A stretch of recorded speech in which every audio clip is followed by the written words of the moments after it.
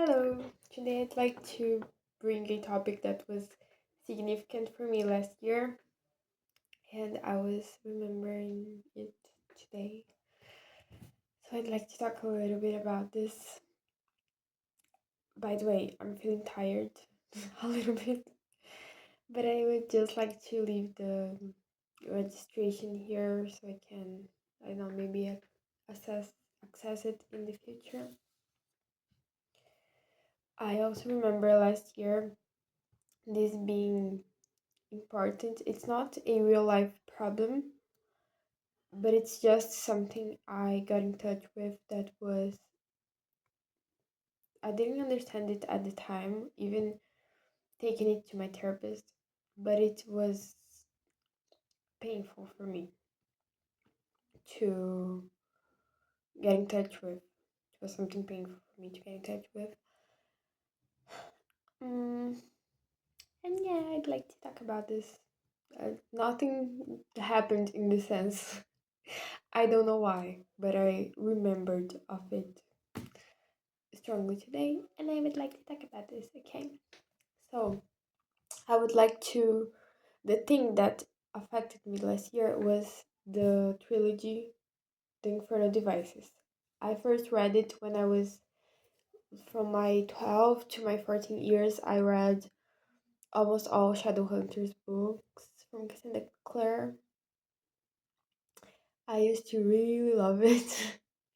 And then last year I wanted to reread it. So I did. I did it. I read The Clockwork Angel and The Clockwork Prince. I did not keep it going because I was destroyed after I finished The Clockwork Prince. I don't know, and I would like to link it with the false self concept of Winnicott. Winnicott was an English psychanalyst, psychoanalyst, psychanalyst, I'm sorry, and a psychiatrist in the previous century. So yeah, I'd like to link them both. I don't know for which one I should start. I'm going to start by the I'm excited. I'm going to start with the false self concept, okay? Okay.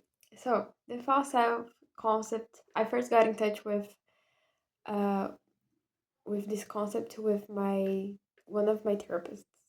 So, many years ago. Okay. So, this concept basically,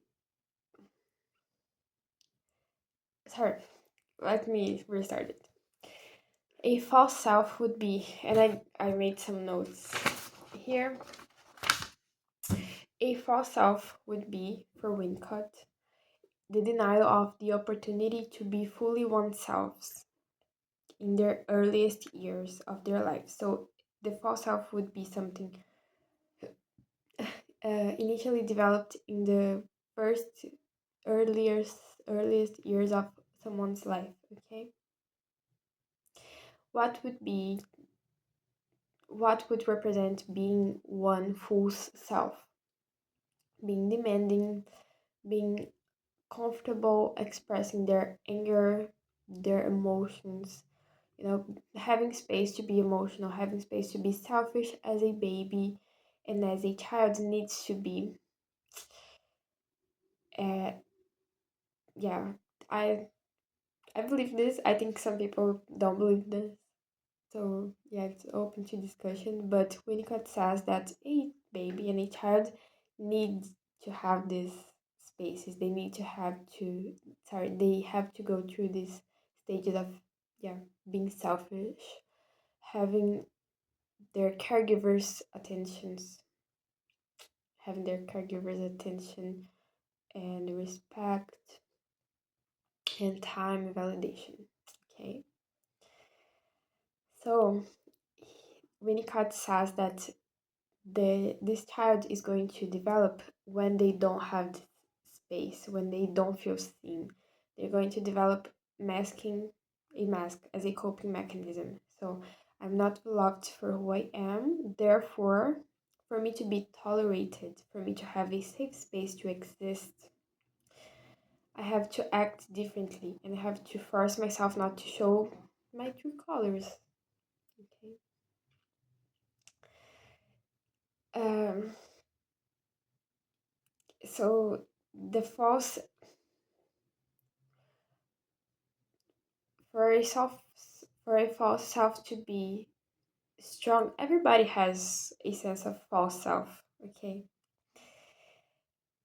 But it's very strong and it's very important in one's life when their caregivers, according to Winnicott, didn't manage to fully or satisfactorily adapt to their child's needs. Okay, Winnicott says that the parents have to adapt their lives to support their children. There is even that, I didn't note it here, but there is even that concept of the good enough mother. It's also from Winnicott. But yeah, it's not so related here, I guess. I mean, it is. Anyways, this child who had to manage to develop a very strong false self is ultimately going to experience a sense of not belonging, of being loved, and of not being entirely present in their future connections as an adult if this is not assessed. That, and we're going to talk about this soon. And for Winnicott, an infant is a social and an amoral being. Okay, so a baby and a young child doesn't consider other people's emotions. They are selfish. Okay, they are not interested in the feelings of others. Okay, so I'm sorry, I was fixing my nails. I'm sorry. Anyways, um, but this baby and this early child, they are not interested in assessing and thinking of the feelings of others. They will need to have this space to be selfish. Okay, and with time, they would, by gaining their caregivers full support and full attention and validation. Not by full, I don't mean perfect, okay? I mean unconditional support. By getting this from their caregivers, they would be able to then, at some point in their childhood, step into an empathy stage, to a social and moral understanding of the world as well. That's important. A young child doesn't have this moral sense. They don't do things not because ultimately it's wrong. They don't do things because they don't want the punishment, if you think of it. If you have lived with a young child, they don't do certain things because of, oh, my dad will argue with me, I'll be punished, god will God doesn't like it, therefore I'm scared. These types of things. Okay. But they don't have this sense of right or wrong. What is right is what doesn't make me punished. And the redemption for Winnicott, he doesn't use this term. I'm making this up, but the before I get to this, actually, Winnicott doesn't villainize the false self. He says it's important. Otherwise, we wouldn't develop it. Everybody. So he says this: the false self is important for our survival. Uh, So it has its role, it has its importance, but it also imprisons us. So we should be conscious about it, at least. And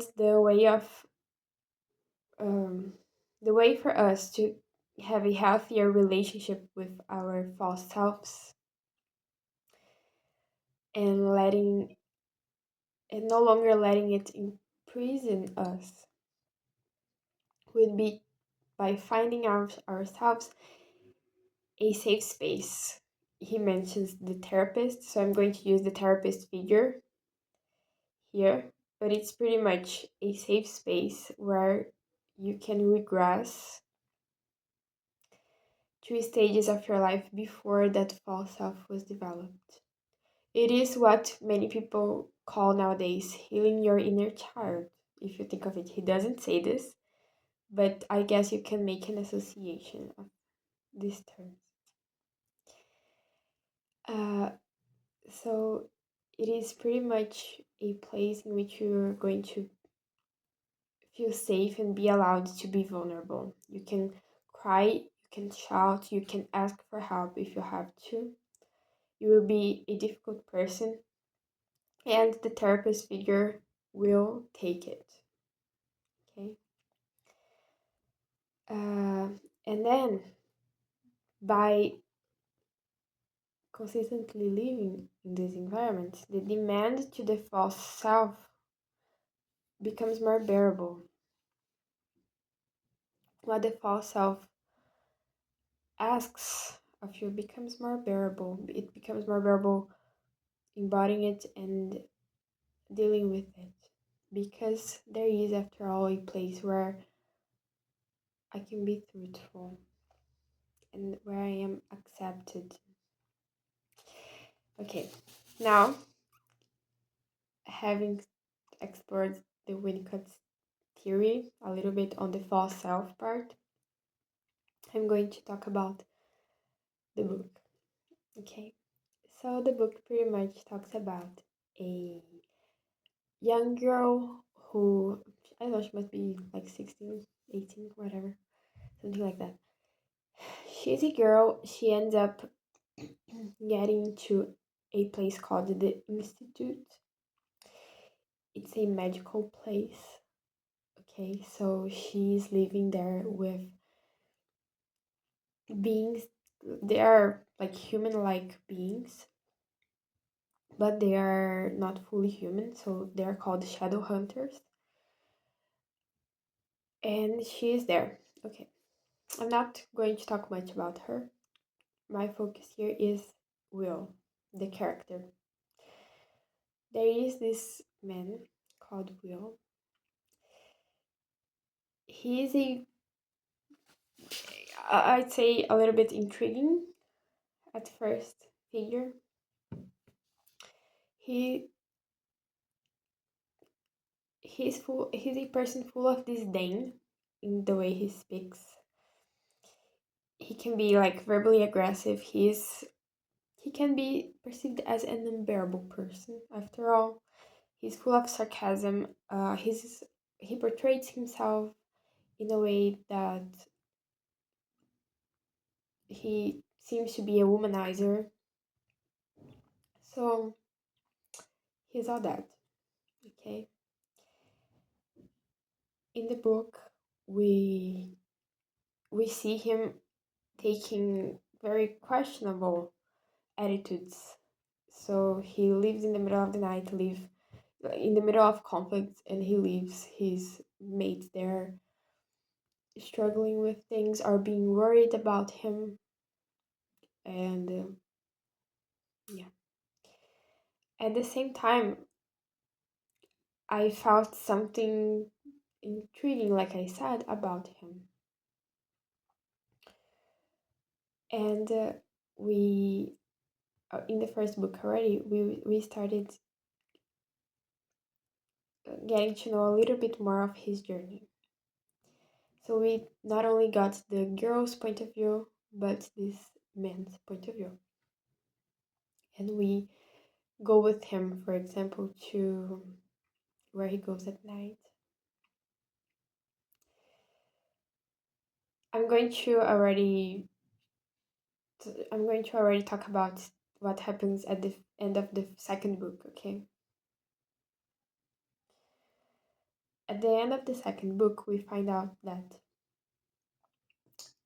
Will, when he was 12 years old, he he until his until he was 12, he didn't live in the institute. He lived with his family in a in their house. Okay, he lived like another human. And what happens was he got like a box. His family, one of his parents was a shadow hunter, and then they had this box there that he was not supposed to go through. He went through this box. A demon escaped this box, and the demon threatened him. There's a helicopter. Okay. The demon threatened him. The demon said, your family left me imprisoned here. Therefore, I'm going to punish you. Everybody who ever loves you will die. And then he was scared as fuck. He didn't get to recollect the demon. The next morning, his sister died. She didn't wake up. And then that day, Will decided to leave his house and go to the institute. Okay. What made me very emotional in this book is the sacrifice he made. Because loving and being loved is a basic necessity of human beings. We are social beings. Loving is a basic necessity of people. And the way he didn't allow anybody to know this story, the way he was protecting himself from being loved, made me so emotional. It was so unfair. It really broke my heart to read that. Nobody should ever go through that. Someone was speaking loud in my house, and I lost a little bit where I was at. But yeah, the way he protects himself from being loved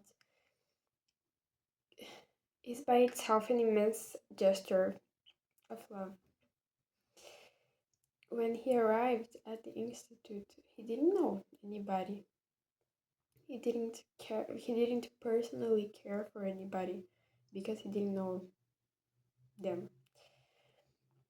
And still he had the compassion, and the way he both developed and held that false self for I think 6 years. I think he was 18 when he met the girl, or 20 something. The way he held that for so long is so sad. It's so heavy. It was something so heavy for him to have done. What really caught my attention in that book that got that also got me emotional is how he blocking himself from being a loving person and from being kind, blah blah blah. The way the effort he put into pushing people away didn't work out for people not to love him because they didn't love him for what he could give them. They just loved him. The fact that his actions did not for a second stop people from loving and wanting to protect that child was it was strong to me. This book also made me think of when we face complicated people. I'm not saying we should like go after their traumas, their reasons, whatever. But